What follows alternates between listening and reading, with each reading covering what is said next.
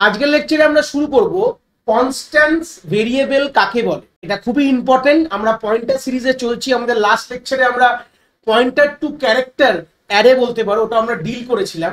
এই লেকচারে আমরা কনস্ট্যান্ট ভেরিয়েবল দেখার পর আবার আমরা পয়েন্টারে কিন্তু আমরা মুভ ব্যাক করব। প্রথমে আইডিয়াটা নিতে হবে কনস্ট্যান্ট ভেরিয়েবল কাকে বলে, তাহলেই আমরা পয়েন্টারের সাথে কনস্ট্যান্ট ভেরিয়েবলের যে গল্পগুলো, কিভাবে পয়েন্টারকে ডিফাইন করতে হয়, এর পুরো জিনিসগুলো আমরা আগামী লেকচারসে কিন্তু একের পর এক কনসেপ্টগুলোকে দেখব।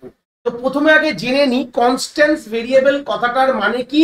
আর এই যে দেখতে পাচ্ছ যে কনস্ট, এটা যে সিনট্যাক্ট বলতে পারো, এটা কিন্তু একটা কিওয়ার্ড, CONST, কনস্ট বলে একটা কিওয়ার্ড। এই কিওয়ার্ডটা যদি কোনো ভেরিয়েবল, ঠিক আছে, কোনো ভেরিয়েবলের আগে যদি তুমি ইউজ করো, তাহলে সেই ভেরিয়েবলটা কিন্তু এটাকে বলা হবে কনস্ট্যান্ট ভেরিয়েবল। তো কনস্ট্যান্ট করার কথাটার মানে কি সেটাকে বলবো।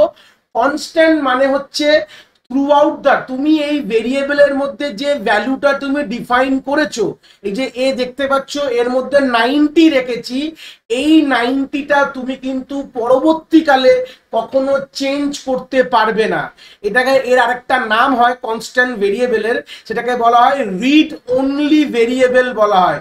শুধু তুমি রিড করতে পারো, মানে তুমি প্রিন্ট করতে পারো, ভ্যালু তুমি কোথাও অ্যাসাইন করতে পারো, মানে এর ভ্যালুটা অন্য কোনো ভেরিয়েবলে অ্যাসাইন করতে পারো, এরকম জিনিস তুমি করতে পারো। বাট তুমি রাদার এর ভ্যালুটা কোনোভাবে কিন্তু চেঞ্জ করতে পারো না। এটাকেই বলা হয় কনস্ট্যান্ট ভেরিয়েবল বলা হয়। এর আরেকটা গল্প আমি তোমাদের বলছি। ধরে নাও তোমরা কখনো যদি এরকম লেখো, জাস্ট এই পুরো পোর্শনটা আমি রাখছি, ধরে নাও কনস কথাটা তুমি ইউজ করেছো, তারপর লিখেছো ইন্ট এ, ঠিক আছে, তারপরে গিয়ে যদি মনে করো এর ভ্যালুতে তুমি 10 রাখতে চাইছো, it will give an error. কেন এরার দেবে? কেন কি যখন তুমি ভেরিয়েবল, দুটো কনসেপ্ট ক্লিয়ার করতে হবে, যখন আমরা ভেরিয়েবল ডিক্লেয়ার করি তখনই ভ্যালু ডিফাইন করতে হবে, মানে তখনই ভ্যালু কিন্তু অ্যাসাইন করে দিতে হবে। মানে ডিক্লেয়ার অ্যান্ড অ্যাসাইন একসাথে করতে হবে। যদি তুমি আগে ডিক্লেয়ার করে দাও, তখন ভ্যালু যদি না রাখো, পরবর্তীকালে কিন্তু আর ভ্যালু তার মধ্যে রাখতে পারবে না। এই ছোট ছোট কনসেপ্ট নিয়ে কিন্তু এরকম অনেক সময় তোমাদের অ্যাসারশন রিজনিং বেসিসে কিন্তু প্রশ্ন কিন্তু তোমরা দেখতে পারবে এই কনসেপ্টের উপর। তাহলে আমরা বুঝলাম যে কনস্ট্যান্ট ভেরিয়েবল মানে শুধু খুব কনসেপ্টটা খুবই ছোট কনসেপ্ট।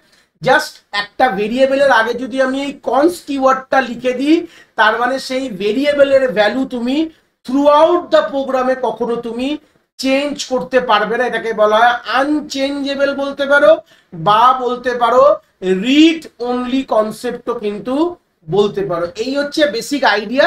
চলো এই যে কথাটা বললাম, যেটা ক্লেম করলাম যে করা যায় না, এটাকে এবার প্র্যাকটিক্যালও আমি শো করাবো তোমাদের, তোমরা জিনিসটা কিন্তু গ্রিপ তোমাদের খুব ভালো হয়ে যায়। তো প্র্যাকটিক্যাল স্ক্রিনে চলে এসেছি, দেখতে পাচ্ছ যেখানে আমি সিম্পল একটা কনস্ট্যান্ট ভেরিয়েবল আমি ডিফাইন করেছি, দেখতে পাচ্ছ int a is equal to 90, আর তারপর আমি এর ভ্যালুটাকে আমি প্লাস প্লাস, মানে এর ভ্যালুটাকে আমি চেঞ্জ করার চেষ্টা করছি।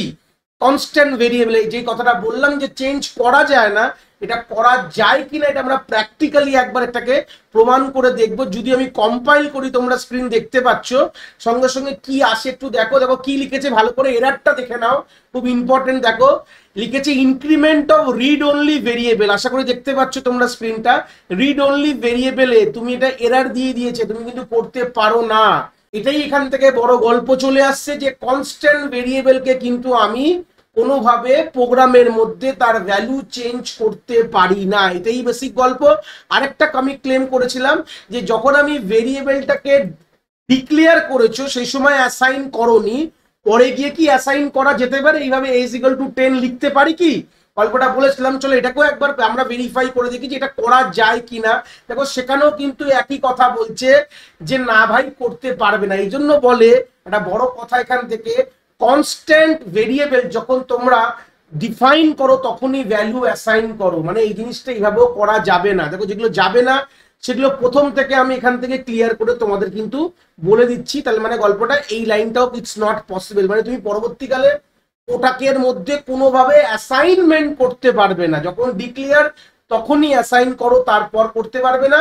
হ্যাঁ, দরকার পড়লে তুমি এরকম লিখতে পারো, ওর ভ্যালু তুমি অন্য কাউকে দিতে পারো, যেমন int b is equal to আমি a দিলাম, সিম্পল। দেখো এটাতে কোনো কি অসুবিধা হওয়া উচিত? ধরো সিম্পল কম্পাইল করছি, দেখো এইটাতে আশা করি কোনো এরার হবে না। দেখো এরার কিন্তু হয়নি। দেখো 10 আমার এসছে, কেন ভ্যালুটা প্রিন্ট করেছিলাম বলে তাই জন্য আমার 10 চলে এসেছে, এর ভ্যালুটা প্রিন্ট করেছি। এটাতে কিন্তু কোনো এরার নেই, মানে কনস্ট্যান্ট ভেরিয়েবলের ভ্যালু তুমি অন্য নন কনস্ট্যান্ট বলতে পারো বা নর্মাল ভেরিয়েবলের মধ্যে তুমি রাখতে পারো, কোনো প্রবলেম কিন্তু নেই। এটাই বড় কথা, এখান থেকে আমরা জানলাম যে কনস্ট্যান্ট ভেরিয়েবলের ভ্যালু কিন্তু একবার যেটা সেট হয়ে যায় সেটা কিন্তু কোনোভাবে এর ভ্যালু চেঞ্জ করতে পারবো না। এবং আমরা পরের লেকচারে এটাই দেখব কিভাবে এই কনস্ট্যান্ট ভেরিয়েবলের যে অ্যাড্রেসটা আমরা পয়েন্টারের সাথে কি করে লিঙ্ক করতে পারি বা পয়েন্টারের মধ্যে কি করে কনস্ট্যান্ট ভেরিয়েবলের অ্যাড্রেস রাখতে পারি, এই জিনিসগুলো নিয়ে কিন্তু আমরা এর পরের লেকচারে কিন্তু আমরা ডিসকাস করব। আশা করি তোমরা কনস্ট্যান্ট ভেরিয়েবলের আইডিয়াটা খুব ভালো করে এখান থেকে ক্লিয়ার করতে পেরেছো।